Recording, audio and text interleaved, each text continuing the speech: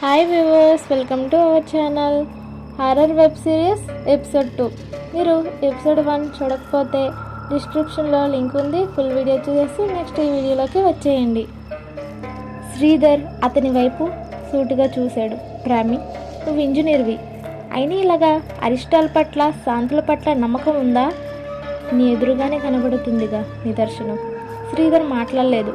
Jeep వైపు నడిచాడు. వెనకే బ్రాహ్మణి వస్తూ నేను ఊళ్ళోకి వస్తాను అన్నాడు. అతడి కంఠంలో టెన్షన్ గుర్తించాడు శ్రీధర్.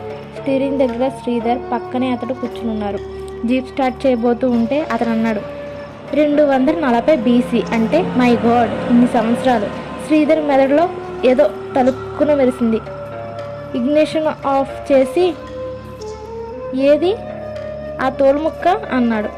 బ్రాహ్మణ్ ఇచ్చాడు. దానివైపు ఒక క్షణం చూసి బిగ్గరగా నవ్వేశాడు. నిమిషం తర్వాత నవ్వాపుకొని, మై డియర్ అబ్రకదబ్రా, మనల్ని ఎవరో ఘోరంగా ఫూల్స్ని చేయడానికి ప్రయత్నించేదారు బ్రదర్ అన్నాడు. బ్రాహ్మణ్కి అర్థం కానట్టు చూశాడు. ఈ అబ్రహం అనేవాడు ఎప్పుడు చనిపోయాడు? 240 BC. క్రీస్తు పుట్టక ముందు చనిపోయిన వాడికి బిఫోర్ క్రీస్తు అన్న విషయం ఎలా తెలిసింది? క్రీస్తు శకం అన్నది క్రీస్తుతో ప్రారంభమైంది కదా. శ్రీధర్ చెబుతున్నది అర్థం కాగానే అబ్రకదబ్ర మొహం తెల్లగా పాలిపోయింది. అంతేనంటావా అని అడిగాడు. ఏం ఇంకా అనుమానంగా ఉందా అన్నాడు శ్రీధర్. నా ఉద్దేశంలో ఈ శవాన్ని పాతిపెట్టి 25 సంవత్సరాలు కూడా అయి ఉండదు. ఏవో కెమికల్ పూసి ఉంచారు. అయితే నీలాంటి వాడి కళ్ళబడగానే ఇక ప్రపంచమంతా అలజడే కదా. పెద్ద పెద్ద రీసెర్చ్లు, దెయ్యాల మీద చర్చలు. అసలు నీలాంటి వాళ్ళు ఉండబట్టే ఈ దెయ్యాల గురించి ప్రచారం చేసేవాళ్ళు బ్రతుకుతున్నారన్నది నమ్మలేని సత్యం. వాడు కొంచెం ఫూలిష్గా ప్రవర్తించబట్టి సరిపోయింది. లేకపోతే ఈరోజు నువ్వు కనుక్కున్న శవం తాలూకు కదా చిలువ పలువులుగా ప్రపంచమంతా పాకుపోయేది కదా. ఇంత సులభంగా అతడు చెప్పేది నమ్మాలంటే అబ్రకిదబ్రాకి ఏదోలా ఉంది. ఎదురు వాదించడానికి ఏదో అనబోయాడు. ఇంకేం వాదించుకో, నాకు టైం అయింది. ఆ చెక్ పెట్టిని పక్కన ఇంకో చోట పాతి పెట్టించు, నేను వెళ్తున్నాను. ఏమన్నావు నువ్వు? గ్రాడియర్ పాక్టో బ్రాడియర్ పాక్టో, దానికి కిరసనాలు వేసి తగలెట్టు. అతడు నవ్వి జీప్ స్టార్ట్ చేసి వెళ్ళాడు. అబ్రకదబ్రా అట్లే చూస్తుండిపోయాడు. జీపు దుమ్ము రేపుకుంటూ సాగిపోయింది. పెట్టిలో శవం మాత్రం అలాగే ఉంది, నిశ్చలంగా శూన్యంలోకి చూస్తూ. తూర్పు ఎర్రబడింది. ప్రత్యూషపు లేద కిరణం ఒకటి ఎత్తైన చెట్ల మధ్య నుండి సంధి చేసుకుని ఆ భవన పురాతనమైన గోడల మీద ప్రతిబింబిస్తుంది. అప్పుడే లేచిన పక్షులు హడావిడిగా అరుస్తూ తిండి కోసం బయలుదేరడానికి ఆయత్తమవుతున్నాయి. ముందున్న తోటల పక్షుల కలహాలం లోపల గదిలోకి లీలగా వినిపిస్తుంది. శ్రీధర్ బద్ధకంగా వెలువిరుచుకుంటూ టైం చూశాడు. 6. ఉత్తిష్ట నరసార్దులా. గాలిలో శారదా కంఠం అలలు అలగా వినిపిస్తుంది. లేచి స్లిప్పర్స్ తొడుక్కొని నైట్ గౌన్ సర్దుకుంటూ పూజ గదిలోకి వచ్చాడు. గుమ్మం లోపలికి అడుగుపెట్టి అలాగే నిలబడిపోయాడు. వెనక నుంచి ఆమె ముంగురులు లీలగా కదులుతున్నాయి. ఆమె కనులు మూసుకుని దేవుని ప్రార్థిస్తుంది. ఆమె మొహంలో నిశ్శబ్దం, మూసిన కన్నుల్లో నైర్శల్యం. అతడు ఆ తాదాత్మ్యకి విచితుడై అలాగే నిలిచి చూస్తుండిపోయాడు. దేవుడు ఉన్నాడా లేడా అన్నది వేరే విషయం. నైర్మల్యం ఉంది, పవిత్రత ఉంది, నమ్మకం ఈ రెండింటినీ ఇస్తుంది. ఆమె పూజ ముగించి వెనక నుంచి పడుతున్న నీడని గమనించి అయ్యో అంటూ వెనతిరిగి, స్నానం చేయకుండా పూజ గదిలోకి వచ్చేసారా అంటూ అతనితోనే అతడి చెప్పులను చూసి మరింత కంగారు పడి, ఆ చెప్పులతో లోపలికి వచ్చారా అంటూ లేచింది. అతడు బయటకు అడుగులేస్తూ, మరి నువ్వు రా బయటికి అన్నాడు. స్నానం చేయండి, ప్రసాదం తీసుకుందరు కానీ. ప్రసాదం ఇస్తే స్నానం చేస్తాను నవ్వాడు. ఆమె చిరుకోపంతో, వయసు పెరుగుతున్న కొద్దీ ఏమిటి చిన్నతనపు చేష్టలు అంది. వయసు పెరిగిందా? ఏం పెరిగింది? I have not yet become a father అన్నాడు. ఆమె ముఖం క్షణంలో 1000 వంతు మాడిపోయింది. దాన్ని బయటకు కనబడనీయకుండా నవ్వుతూ, అయితే నేను మన పెళ్ళయి 8 సంవత్సరాలు అయింది అంది. వయసు శరీరాన్ని కాలాన్ని బట్టి పెరగదు, మనసుని బట్టి ఉంటుంది. ఆ కోణంలో ఐఎమ్ వెరీ యంగ్. నువ్వే ఇలా పూజలు వ్రతాలు చేస్తూ ముసల్దాన్ అయిపోతున్నావు. ముసల్దాన్ అయిపోతే ఇంకో పెళ్లి చేసుకుని. ఆమె మాటలు మధ్యలోనే ఆపు చేసి కెవ్వు నరిచింది. శ్రీధర్ శారద చెవిని మరింత మెల్లిపెడుతూ, ఏది మళ్ళీను అన్నాడు. చెప్పులు పూజ గది అందామె. అతని నుంచి విడిపించుకోవడానికి ప్రయత్నిస్తూ, బయటికి వెళ్ళండి. అతడు ఆమె వదులుతూ, వెళ్ళాలిలే కొంచెం సేపు ఉంటే పూజ గది పడక గది అయ్యేటట్లు ఉంది తెల్లవారుజాముని అంటూ బయటకు వచ్చాడు. తెల్లవారుజాము 7 అయింది అంది ఆమె అతడితో పాటు బయటకు వస్తూ. తొందరగా స్నానం చేసి దేవుడి ముందు నిలబడి లెంపలేసుకోండి, పొద్దున్నే పూజ గదిని అపవిత్రం చేశారు. అతడు అమాయకంగా దేవుని విగ్రహం వైపు తిరిగి, సకల జరజర సృష్టి స్థితి లయకారుడా, నీ ముందు సృష్టి కార్యం గురించి మాట్లాడుకోవడం అపవిత్రం ఎలా అవుతుందయ్యా అన్నాడు. ఆమెకు నవ్వొచ్చింది. అది అతడికి కనబడితే మరింత ప్రమాదం జరుగుతుందని. చాలు చాలు, దేవుడు తను మాట్లాడితే కళ్ళు పోతాయి అంది లోపలికి వెళ్ళిపోతూ. శారద అన్నాడు. ఆమె ఆగింది. దేవుడు ఉన్నాడంటావా? ఒక క్షణం భయంకరమైన నిశ్శబ్దం ఆ గదిలో తాండవించింది. ఆమెకెందుకు ఆ ప్రశ్న అపశృతిలా వినపడింది. తన అలజడిని కప్పిపుచ్చుకునే ప్రయత్నం చేస్తూ నవ్వి, ఆ అనుమానం ఎందుకు వచ్చింది అంది. నాకెప్పుడు కనబడలే అందుకని. దేవుడు వెనకుండే మనని ఆడిస్తాడండి. అతన్ని భక్తితో పూజిస్తే మనకు లోటు చేయడు. నీకే లోటు చేయలేదు. ఆమె అతడి దగ్గరగా వచ్చి అతడి వైపు ఆప్యాయంగా చూసింది. శ్రీధర్ నవ్వాడు. ఇన్ని పూజలు చేస్తున్నావు కదా, మరి నీ కొడుకు నవ్వు నలుసుని పడేయడేం? ఆమె కోపంగా అంది. సరే అయితే, పందెం కాస్తున్నట్లు అన్నాడు. నువ్వు దేవుణ్ణి ఇంకా భక్తితో ప్రార్థించు. రేపే నేను వెస్ట్ కమ్మి ఆపరేషన్ చేయించుకుంటాను. ఆ దేవుడు పాపను ఎలా పుట్టిస్తాడో చూద్దాం. ఆమె చిగురుటాకులా వణిగిపోయి అతడి నోటిని చేత్తో మూస్తూ, అంత మాట అనకండి, తదస్తు దేవతలుంటారు అంది ఆందోళనంగా. అతడు తేలిగ్గా నవ్వాడు. గడియారం 7 కొట్టింది. అన్నయ్య, ఒక్కసారి తొందరగా రా, పరిగెత్తుకుంటూ వచ్చింది అనిత చదువుతున్న పుస్తకం పక్కన పెట్టి. ఎక్కడికి అడిగాడు శ్రీధర్.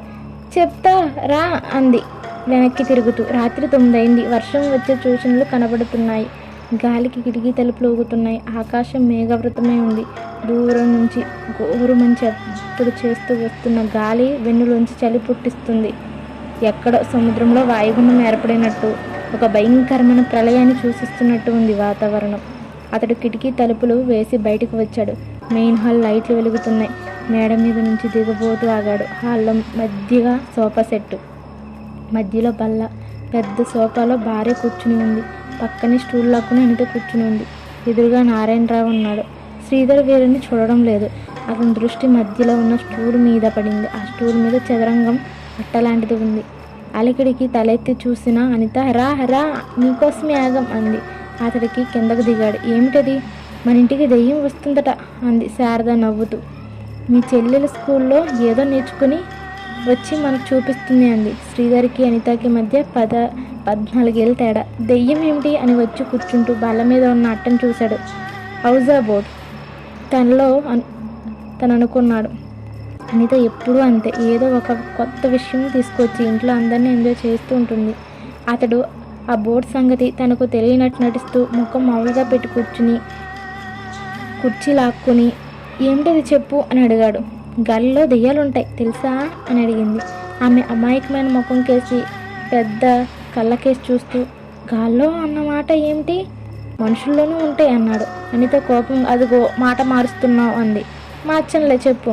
దీని మీద వేలు పెట్టి అది చిన్న ప్లాస్టిక్ ప్లేట్ ఇస్తూ, అది క్యారమ్ బోర్డ్ సెక్టర్లో ఉంది పెట్టి, కళ్ళు మూసుకోండి అందరూ, నేను ప్రశ్న అడుగుతాను, ఎవరు తొయ్యకూడదు, ఊరికే వేలు పెట్టి కూర్చోవాలంటే ఆ బిల్ల దానంతటా అదే ఆన్సర్ చెప్తుంది.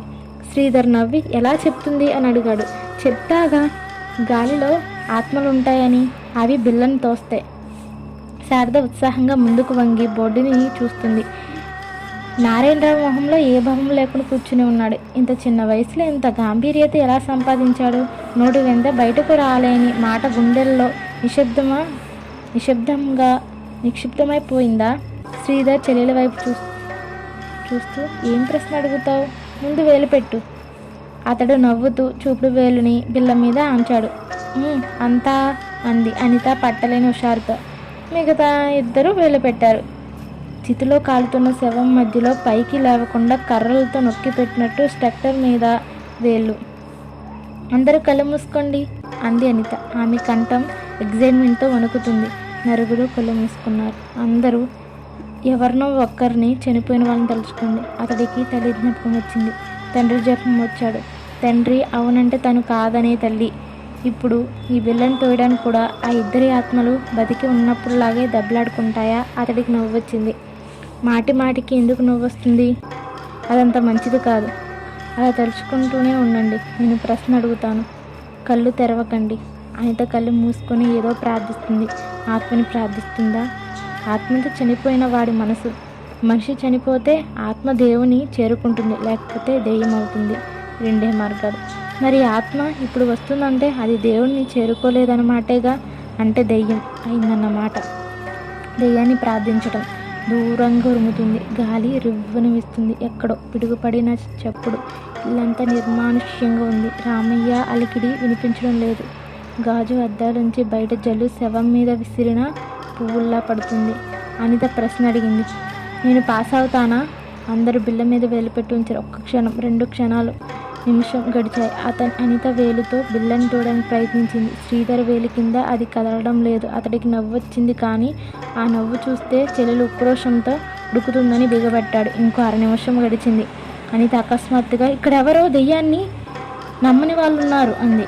శారద భర్త వైపు చూసింది. శ్రీధర్ నవ్వి వేలు తీస్తూ నేనే అన్నాడు. మీ ముగ్గురు ఆడండి. మళ్ళీ ముగ్గురు కళ్ళు మూసుకున్నారు. అనిత అడిగింది. నేను పాస్ అవుతానా? ఒక క్షణ శబ్దం. కిటికీ తెరలు నెమ్మదిగా కదిలాయి.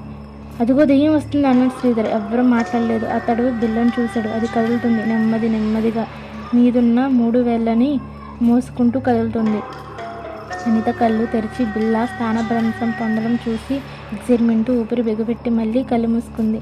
అనిత అమాయకురాలు. లోకజ్ఞానం తెలియంది కావచ్చు, కానీ డామ్ ఇంటెలిజెంట్. ఒక దెయ్యం కాదు, 100 దెయ్యాలు కలిసినా అనితని పరీక్ష ఫెయిల్ చేయించలేవు. అతడి కళ్ళు చిట్లించి చూశాడు. బిళ్ళ అవును కాదు వైపు కాకుండా 3 అంకె వైపు వెళ్తుంది. కదా నెక్స్ట్ ఎపిసోడ్లో తెలుసుకుందాం. Thank you. Subscribe for more videos.